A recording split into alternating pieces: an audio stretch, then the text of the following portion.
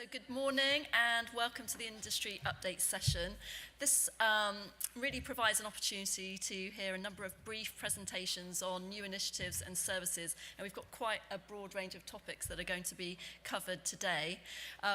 Each of the speakers has 8 minutes, so it is very brief. So we just ask you, if you do have any questions, please hold them until the end of the session, and we'll come back to them then. But I think we'll just kick straight off. Thank you very much. I've had the pleasure of working for 2 decades together with traditional publishers and for traditional publishers. And I had the incredible opportunity to contribute to the development of one of the first independent academic publishing platforms called Glasstree. Glasstree is a subdivision of Lulu Press. Lulu Press started in 2002 and has published 2.2 million books since its inception. We started to contact and take a look into our customer base, and we were intrigued to find that 38% of our Lulu content was actually academic or scholarly in orientation. So we started to contact this group of individuals, and they were extremely forthright in helping to inform the development of Glasstree.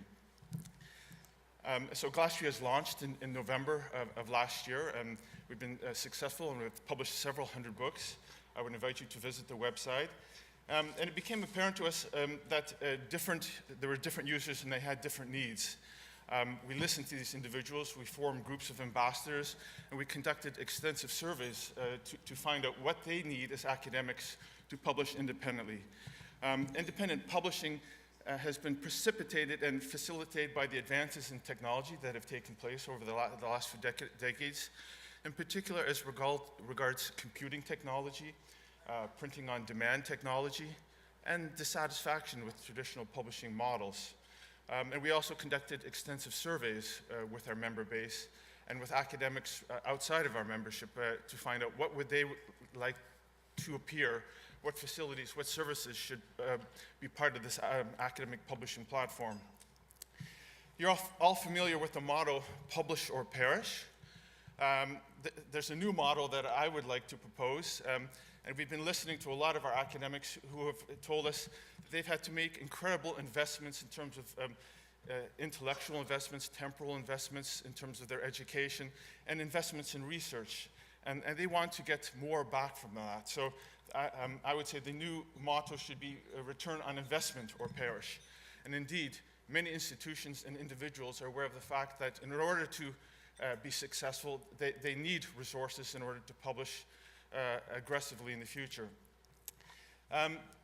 Publishing is expensive, but it's been extremely expensive for the user. If we take a look at this graph, it shows the price of textbooks in the United States since 2006 has increased more than 180%. And indeed, the price of textbooks in the United States have increased more than 1,000% since 1978. So there's a great deal of concern about these cost increases. Taking a look at some of the economics of publishing, author royalties in book publishing are 9% typically, average at around 9%. We provide authors with 70% of the royalties. We had an author come to us. He was actually the vice dean of Carnegie Mellon University and the head of their physics department. He pointed out to us that he was very dissatisfied with this traditional publisher who had set the price point for his physics textbook at $260 US. After 3 years, he regained the rights to his book, published with us at $65, to find that his students were elated at this price point, and his profits quadrupled. So I spoke about a month ago at the University's UK event in London, and they were extremely concerned about the uncertainty in university funding as a result of Brexit, as a result of immigration controls that will limit the number of foreign students that they will get and the income. And I've spoken extensively in the course of the last 6 months in the United States. Again, a great deal of concern with respect to Betsy DeVos's 7% reduction in education funding and just the general reduction in university funding. And so there's a great deal of interest at the present time to look for new sources of income, and publishing and independent publishing has generated a great deal of interest in that respect. But it's about returning profits to universities, who are the content generators, the facilitators of content generation. Just to make something clear, independent publishing, we are not publishers. We facilitate the publishing of individual authors or institutions who publish, providing them with the tools and their services to publish. If we take a look at the time scale of traditional publishing, it typically takes between 9 months and a best case scenario to 2 years to publish a monograph. We can publish, if the content has already been peer reviewed, edited, and is ready to go, we can publish an open access ebook in 15 minutes. If peer review is required, editing, if it's a more complex project, we can typically do it within 3 or 4 months, depending on the complexity of the project. We had an author come to us saying, I was obliged by my publisher to contractually to publish within 6 months. So he worked very hard, submitted his manuscript in 6 months' time in a peer-reviewed final state, then took his publisher 13 months to publish that with no substantial changes to the content. So there's a demand to publish quicker. We've also affiliated with many well-known discoverability organizations to help facilitate the discoverability of our content, such as TrendMD, Clarivate, Scopus. Many academics and institutions are becoming aware of the fact that they have to develop a brand, that the status affiliated with the content should be affiliated with them and not with a publishing company. And so many of them are publishing independently and using their website, undergoing PR initiatives to promote themselves. Here's some examples of some very successful scientists who've developed very successful brands as writers and have published their works. So there's definitely a demand in the market for a greater independence in publishing. It's all about control over pricing, the price point, control over the revenues that are generated, the content, the timing, the product type, the licensing option. We've worked very closely with Creative Commons to provide a whole range of licensing options to our users, about managing the PR process, retaining ownership of your content, and the ability to republish as frequently as you'd like. It's about putting you in the center of that circle, you're being the publisher, and we provide the resources in terms of the services that are necessary in terms of editing, proofreading, design, through our Glasstree brand, which is powered by MPS, through distribution, publicity, getting to the point where it reaches the market. We are one of the first, if not the first, independent publishing facility to apply DOIs due to our relationship with Crossref, so that we can measure bibliometrics, and we have a relationship with Kudos that facilitates the measurement of all metrics. We provide peer review. One of the things I always hear is, yeah, but what about peer review? We facilitate peer review, and we identify peer review on our site so that people will know if it's single blind, double blind, etc. So we provide a wide range of publishing services, editorial services, publicity, marketing services, creative services, and as well as many other services, and unfortunately I don't have the time to describe them all. We've recently completed a major distribution agreement that will put our content in 1,200 universities and on the retail channels such as Amazon, Barnes & Nobles. So I believe there's a perfect storm taking place in terms of exploitive publishing models, restrictive purchasing models, no author control, and to a certain extent profiteering that has led to, and will help make more successful and illustrate the competitive and transient advantages of independent publishing. And so just to make a comparison of traditional publishers, previously they did not charge costs. This is changing somewhat with open access. Royalties you can expect between 5 and 14% in terms of book publishing, where we provide the flexibility and royalties of between 60 and 80%. Our detractors will call us vanity press, predatory publishers. We're not publishers. We facilitate the publishing. And they'll say that we do not have the status of traditional publishing, but we believe that the status should be accrued to the author and the institution and not the publisher.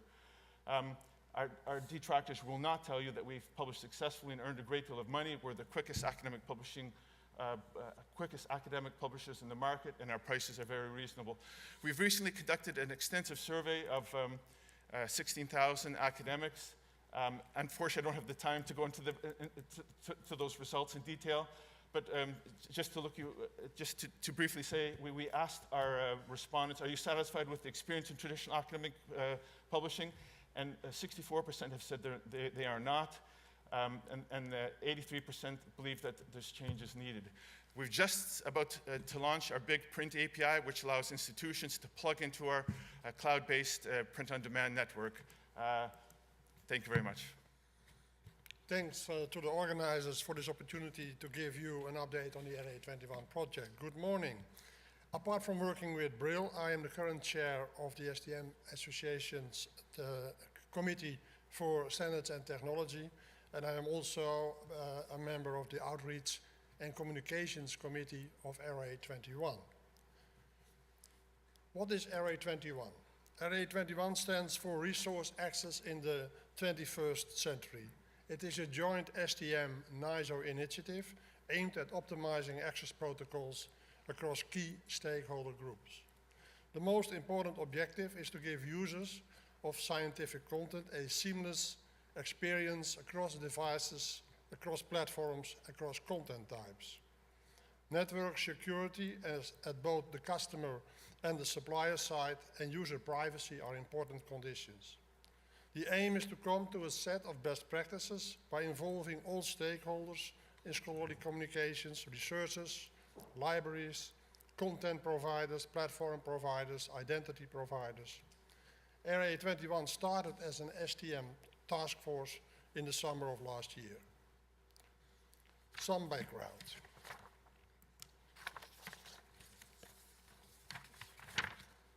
In the print days, things were easy and transparent. Libraries preferably worked with one subscription agent with one predictable workflow. When academic content went online, simple solutions were preferred, by and large imitating the print days. By the turn of the century, agents still did most of the subscription handling. PDF provided a trusted format. DOIs allowed you to hop from one article to the next across publications and across platforms. Online platforms were still low in numbers, a few larger publishers and a few aggregators, and above all, IP recognition delivered an efficient and effective access protocol with guaranteed on-site desktop access. However, as time moved on, this simple solution of on-site IP recognition eroded. More and more publishers started their own platform, selling directly into libraries. Proxy servers, federated systems entered this world. Local access gave way to the need for off-site access on a growing diversity of devices. Most important, our users became citizens of the web, expecting to have frictionless access to all content from anywhere at any time and anyhow.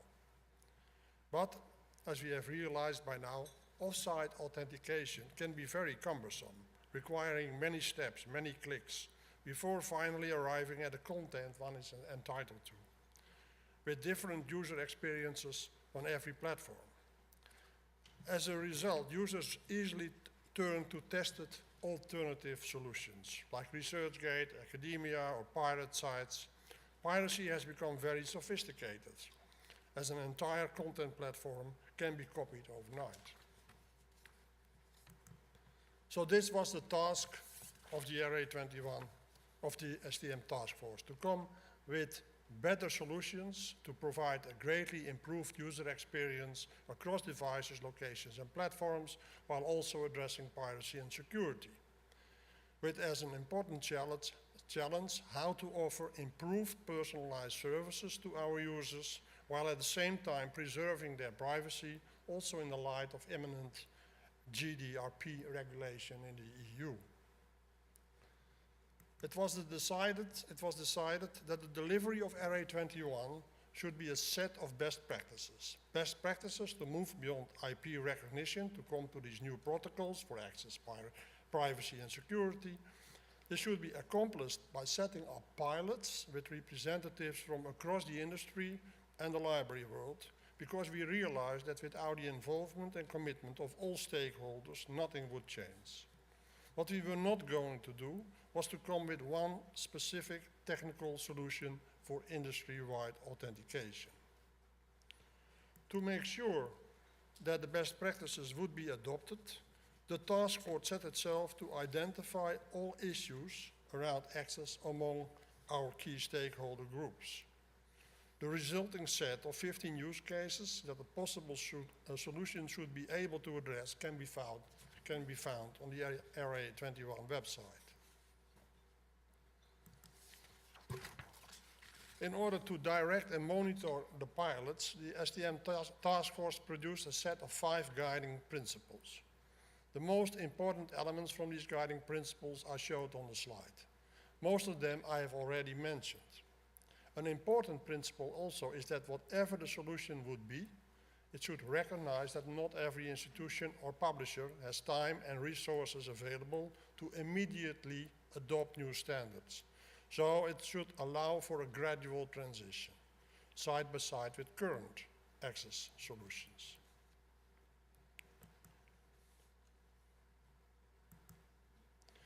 RA21 went public in December last year during the STM week in London, where the first of a series of international workshops was attended by many representatives of key stakeholder groups. Very soon, 3 pilots emerged from these workshops, 2 academic pilots and 1 corporate pilot. The corporate pilot is the most advanced and concentrates on problems and a federated solution specific for the pharma industry. Both academic pilots try to develop access protocols by concentrating on the WIFE question, where are you from, using SAML technology. One pilot is working on a solution based on a local browser storage solution and the other on a centralized cloud-based solution. Recently, both academic pilots decided to join forces in the key areas of user experience and privacy and security issues. I do not have the time to go into further details here, but please visit our website to learn more. Looking back in the past 12 months, a lot has been achieved. An important milestone was the adoption of RA21 by NISO, extending it into a sector-wide project. The pilot results are expected by the end of this year. A first draft of the best practices should be open for commenting early 2018. In the meantime, one objective of RA21 already has been accomplished, and that is to bring the whole sector together to work collectively on a solution for problems collectively recognized. RA21 is being managed by professional staff consisting of Julia Wallace as project director and pilot coordinators Heather Flanagan and Jenny Walker. The original STM task force was dissolved and succeeded by a steering committee representing the whole sector. Stakeholder participation is high, with more than 30 people involved in each of the pilots. I realize there is much more to tell about this initiative, but if you want to learn more, visit our website, and in case you want to get closer involved in one of the pilots or in one of our committees, please do not hesitate to contact our staff. Thank you for your attention. So I've just realized just how very pink this slide is. So Project Cupcake is a new initiative this year. It came out of a workshop that Phil Jones and Mike Taylor ran at the Researcher to Reader conference in February, which they sort of co-opted me into. And it is aiming to provide a new framework for providing robust qualitative and quantitative journal-level indicators. So what we're not talking about is a replacement for the impact factor. We are not looking at usage, we're not looking at impact. We are looking at the quality of service that journals and publishers provide to the authors that they serve and to the wider scientific community. So the reason that we want to do this is because we know that authors often struggle to identify legitimate journals, the ones that are appropriate for their work, and I'm going to say the words predatory publishers. We all know that this is an issue. there are lots of initiatives aimed at helping authors identify predatory journals, but none of them are actually out there providing concrete information in a way that is easily translatable. So we're looking to provide that information to everybody in the scholarly communication community, from individuals who are writing, to reviewing, to those asked to become members of editorial boards. I'm going to say at this point, we have an enormous number of volunteers. We've been very lucky. More than 50 people have signed up to work with us on Project Cupcake. So we have been able to split out into different working groups.